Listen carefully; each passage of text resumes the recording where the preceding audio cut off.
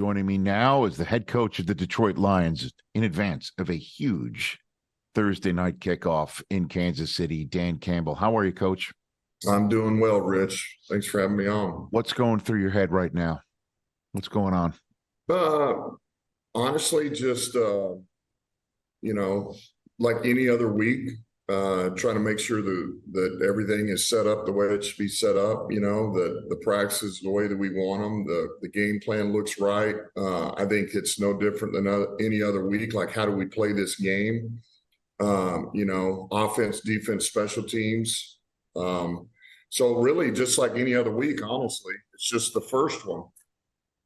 And have you at all addressed the significance potentially of this game, about a tone setter, about the season setter for your team that has some expectations outside the building? No, honestly, I have not done that.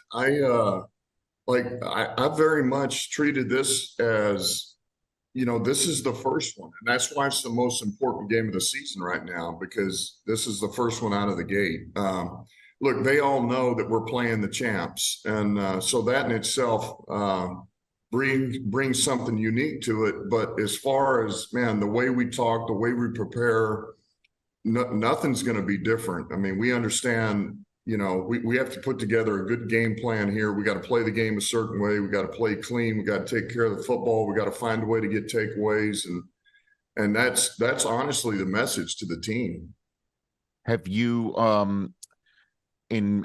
I guess let me ask you the point blank, straight up, what excites you about this team, Coach?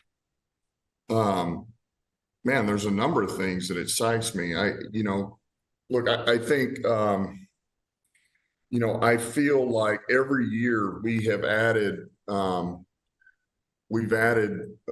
new group of guys on top of the ones that have been here that are very much, they're wired the way that we want them wired, man. They're our type of guys. They believe in what we believe in. They love the game, the way they play the game, the way they think of the game. They bring a certain type of energy, and so we just continue to add on top of that type of attitude here. And with that, our talent level is getting better, and so when you're able to add guys like, Chauncey Gardner and E-Man and Cam Sutton, we draft Branch. I like this Gibbs, David Montgomery. And that's on top of the guys that have been here, Ragnow, we got Hutch, we got Sewell, we got Sink. So I feel like we continue to add and our level of talent goes up, but our attitude is continuing to stay consistent and the same on the way that we go about our business. It's all about creating identity, keeping the identity, and really never going away from that, man. Don't ever lose that. That to me is that's the most important thing we have is our identity, and we have to stay true to that. How would you describe your identity? How would you? Yeah, I think just that. I think we're a tough, smart, physical, resilient team. I think this is a team that's built to overcome adversity, and this season and any season in the NFL is very much about that. There's injuries, there's losses, there's wins, there's controversy, there's all of it, man. There's early picks in the draft that aren't producing to whatever standards somebody say they're supposed to be. The head coach is a whatever, he's this, he's that. And then all of a sudden, oh, no, he is pretty good. So there's these ebbs and flows of a season. And if you ride that roller coaster, you're always going to be an up and down team. But if you just stay true to what it is and live in the gray, not the black and white, and take the reality of the situation, not the perception, man, that's when you can really grow and develop as a team. And so I think this team is built that way. I think this is a team when we hit some hard times, we're not going to be pointing fingers. I think we got guys that are going to be part of the solution, not part of the problem. And that to me that's how you win games in this league. Dan Campbell of the Detroit Lions here on the Rich Eisen Show. So listen, out of everybody you just said, if you don't mind, let me tell you what excites me about your team. That kid Jahmyr Gibbs excites me about your team, because I don't know if people quite understand what a matchup nightmare he can be. That said, how do you plan to use him? What can you let us know about your plans for the kid that you drafted when you drafted him. Yeah, well, I think we're going to get him the football, Rich. I think the key is that we don't give it to him too much to where we break him. But certainly we got some things in mind on how we want to use him. We think he does have versatility. He's had a really good camp. But I'd also say this, this is his first one. This will be his first real true NFL game, not preseason, and it's on the road. It's at Arrowhead. So we're going to be real mindful of making sure that we get him comfortable, but yet we don't overload him. And look, this is very much part of the process for these guys. And it's what I constantly tell myself, don't lose sight of the fact we do have some young players, and this is part of the growth. This is game one.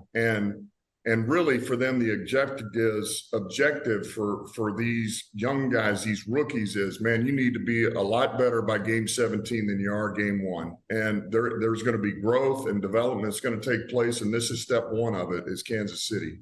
And then Amon-Ra St. Brown's another. I just love what he's becoming. And I know you referred to yourself moments ago of, maybe a lot of folks are wondering if he can be any good. And yeah, he is that good. I think your star wide receiver, if I can call him that, is that too. If I'm not mistaken, from your first draft there in Detroit and what he is becoming, I'm wondering, do you have conversations with him about taking that one mantle and showing it to the world starting Thursday, Coach? Yeah, look, Saint is very much he's a core piece of our foundation, and he has the same aspirations we do, and he knows. Look, I think we talk all the time about, man, let's create a legacy here, and he's one of those guys that we talk about, and he very much wants that. He wants to be a part of something special, as really all these guys do, and we have an opportunity to do that here, different than a lot of teams, honestly, because it hadn't been done here. And so that excites everybody. But look, St. Brown there's not a coach in this world that wouldn't die to have St. Brown on their team. I mean, this guy's everything that you're looking for. He's a pro's pro, the way he works, the way he prepares, all these things that maybe people said his talent level wasn't. He makes up for all of it in his play speed and preparation and his competitiveness. And man, when you have that in this game, you're going to succeed. And so, listen, I'm glad he's ours. And also exciting, having spent time in the state of Michigan myself, having gone to school in Ann Arbor, Coach, I just know the fans there. And I know the fan. When I was in school, again, it's not like nothing has happened since I was in school there in the late 80s, but I went to a game in the Silverdome and was told, choose any seat, take any seat you want. And it's been a long time since fans have entered a season with the amount of hope that they currently have. What do you say to that fan base right now, Coach? Yeah, look, it's kind of like what I said when I first got here. I want us to be a team that they can be proud of, something that they can really hold their head up high and that they can take hold of and say, man, that's my team. And I'm proud of my team. And I'm proud of the way they play, and I'm proud of the way they compete. And I think this season's no different. I know there's expectations. We're not going to run away from those. We're not going to hide from those, because we hold ourselves to high standards here. But I very much want this for the fan base too, because I know it's been a long time here. It's been decades and decades. And so, man, I want them to be proud. I want them to take hold of us and enjoy this, man. I don't want to let them down. In the few minutes I have left with you here, I just want to talk about the opposition briefly in advance of this Thursday night and the Chiefs. He's plays the position you played. What do you think of when you see Travis Kelce on film? Yeah, he's Rich. I mean, I think it's all been said. I'm not going to say anything different than anybody else has said. He's a rare talent, and his ability to It's twofold. Number one, I knew this from the time that he was coming out of Cincinnati in college. I remember we had him in that interview room at the combine, and I was like, man, this kid he's got it. He's a football guy. He understands it. He knows it. He's a high level thinker, and he can solve problems on the field. And that was before he even entered the league. So what you see now is just, man, he's taken that to another level. He's grown. He's always been an aware, instinctive player, highly competitive, tough. And then, man, you put that with Mahomes, and those two on the same page. It's organized backyard ball. So hey, I could be one in the progression. He's going to find a way to win. He just does. He's crafty, he's savvy, and he's physical enough to beat any type of defender. And then all of a sudden the play breaks down. These two are on the same page, and it becomes literally organized backyard ball. And so the minute he gets and breaks space, wherever he's at, the ball is in the air, and that's tough to defend. So I think a lot of this player, I got a lot of respect for him. He's done it for a long time. And he's, as his career has progressed and you get a little bit older, as maybe some of the things athletically begin to decline just a little bit, man, the mental awareness, the little nuances of the game have to sharpen, and that's what he's done with his game, and that's why he's still playing at a very high level. His game is not dipped at all, and that's the sign of a true professional. And of course, when they're on a roll, they're tough to beat. But your quarterback did that on a 54-51 Monday night when he was with the Rams a few years ago. And I just want to give you the floor on Jared Goff, because in this sport, without the quarterback, without somebody who might have that experience at a Super Bowl and the experience about knowing how to get there, you've got that. So I'd love to give you the floor on Goff and how you think he's ready for this challenge. Goff, there again, I'm glad that he's running the ship here, that he's the captain of this ship on offense. He's had a heck of a camp. And what I love about Goff is, man, and I never lose sight. We're out here practice yesterday, and we're going through, basically our in-season Wednesday, if you will, first, second down, getting ready for the Chiefs. I'm watching him go through the checks.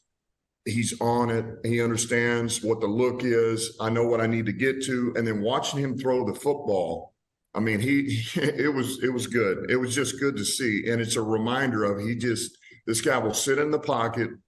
He finds the throw. He's an accurate passer, and he's not scared of anything. And I appreciate that about him. And so all this guy has got to do is just play good, consistent football, take care of the football, which he is more than capable of. He did that for us last year. And then, man, everybody around him's got to do their job. And we do that, we're going to be just fine, like we did last year towards the end of the year. All right, Coach, last one for you. I've been wanting to ask this question of you for weeks since I heard about it. Is it true you asked the NFL to get a live lion on the sideline for you? Is that true? Well, actually, that was a joke, but oh. But so it's not true. It's not true. You never did that? I never called. That was a joke. Okay. All right. But I'm pretty sure they wouldn't allow it. You're sure? But I guess until I call, I won't know for sure. So maybe I should. So it is an idea, though, is what you're saying. There is some stock in it. There is some. I think I better just stop there, Rich. Coach, appreciate the time. Have a great one. Go enjoy it. Take care. Thanks very much, and we'll chat during the season.